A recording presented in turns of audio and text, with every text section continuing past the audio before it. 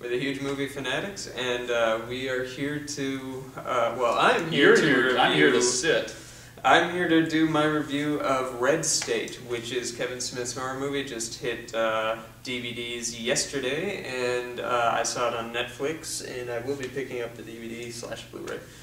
The movie is from Kevin Smith, predominantly known for his comedies and particularly Foul Mouth. He switches angles this time around and gives us, for want of a better word, a horror movie. It's a sort of a genre-less movie in a lot of ways, but the movie is, in a lot of ways, his best movie, hands down. It's really, like, shocking how cinematic the whole movie is. Like, it looks gorgeous. And he does the whole thing handheld, but the brilliant thing with it is that he has a way of doing handheld camera work. Dave Klein was the cameraman, who did all of Smith's previous, like, 3 or 4 movies, as well as his first 3 movies.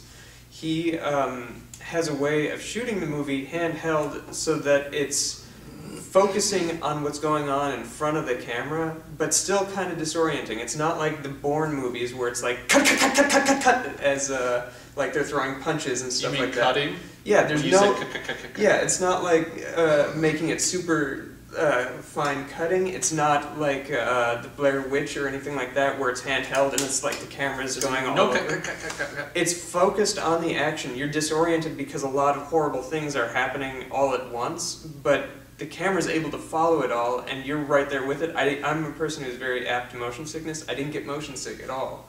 I was so impressed with the camera work in this movie. It was just fantastic. It has a look sort of like a late 70s kind of movie as well, which I think helps it a lot. And it's unnervingly horrifying in that it is all based in reality. All the horror is based in something that could and has happened. Could and has? Well, like, it's about these people doing hate crimes, essentially. Oh. And, like, persecuting people for their sins and bringing judgment upon them when they have no right to judge. And it's, the violence is also rather strong, but it's not insanely in your face. It's not like Rob Zombie's Halloween. It's not like even like the Scream movies. The movie is violent, but it's not really that gory. There's one shot that is really like just jarringly gory, but it was sort of a necessity at that point in the movie. The performances are just great, especially by Michael Parks. Holy crap, this man, like, as good as his work has been in other movies, this is the best I've ever seen that man perform.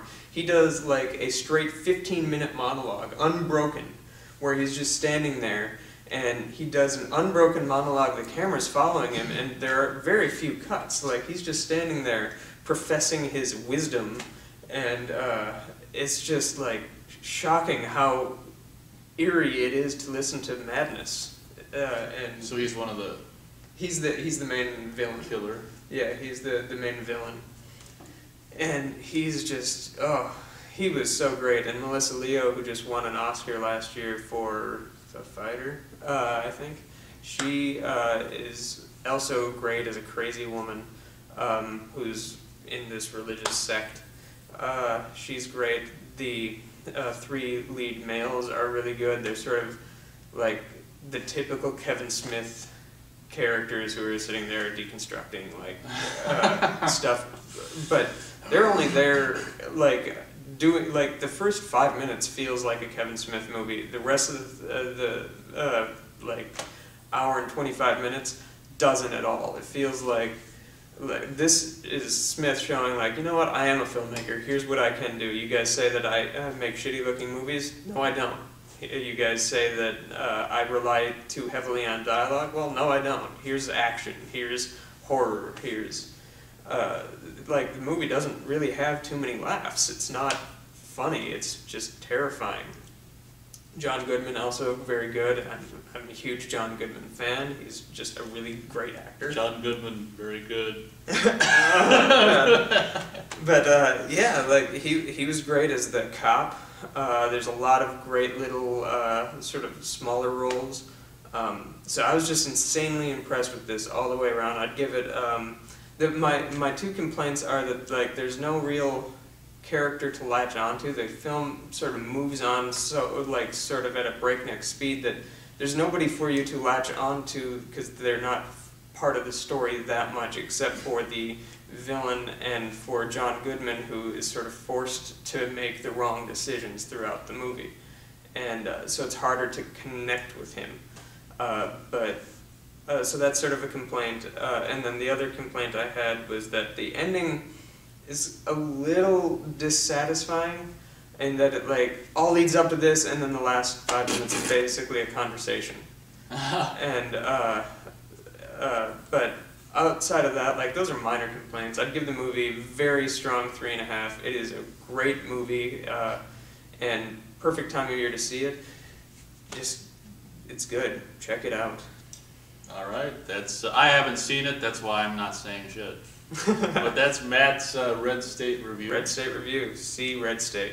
And thanks for watching. Peace.